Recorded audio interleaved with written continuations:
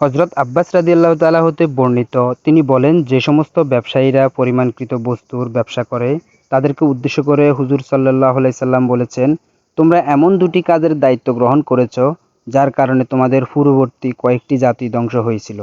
তিরমিজি হাদিস। ব্যাখ্যা: ব্যবসায়ী পণ্যের মধ্যে বহু পণ্য এমনও আছে যার বেচাকেনা পরিমাণের মাধ্যমে হয়ে থাকে।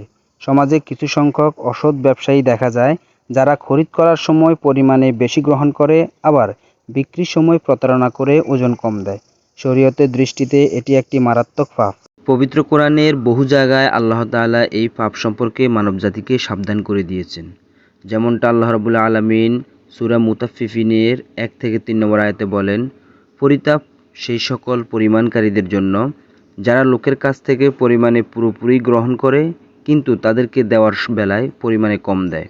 কোরআন মাজিদে সূরা আর-রহমানের 7-9 নম্বর আয়াতে আল্লাহ রাব্বুল আলামিন উল্লেখ করেন, আর সেই মহান আল্লাহই আকাশকে উন্নত করেছেন এবং পরিমাণ যন্ত্রের ব্যবস্থা করেছেন, যাতে করে তোমরা পরিমাণে কম বেশি না করো, আর ইনসাফের সাথে পরিমাণ করো এবং তোমরা পরিমাণে কম দিও না।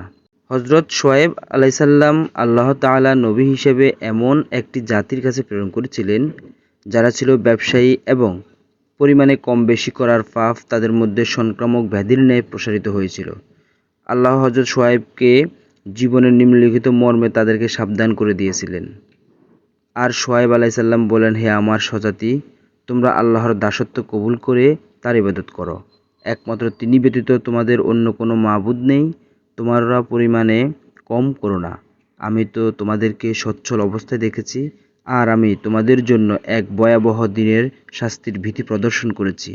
হে আমার স্বজাতি, ইনসাফ সহকারে পরিমাপ ও পরিমাণ করো এবং লোককে তাদের জিনিস কম করে দিও না। আর আল্লাহর জমিনে ফিতনা ফাসাদ সৃষ্টি করে সীমা লঙ্ঘন করো না। সূরা হুদ 84-85 নম্বর আয়াত। হযরত শুআয়ব আলাইহিসসালাম উপরোক্ত সাবধান বাণী সত্ত্বেও মাদায়েনের ব্যবসায়ী সম্প্রদায়েরা এই পাপ কার্য হতে বিরত হলো না।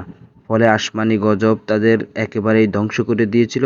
বর্ণিত হাদিসটিতে শেষ নবী হযরত মুহাম্মদ সাল্লাল্লাহু আলাইহি সাল্লাম নিজ উম্মতকে এই ভয়াবহ পাপ হতে পরহেজ করার জন্য নির্দেশ দিয়েছেন।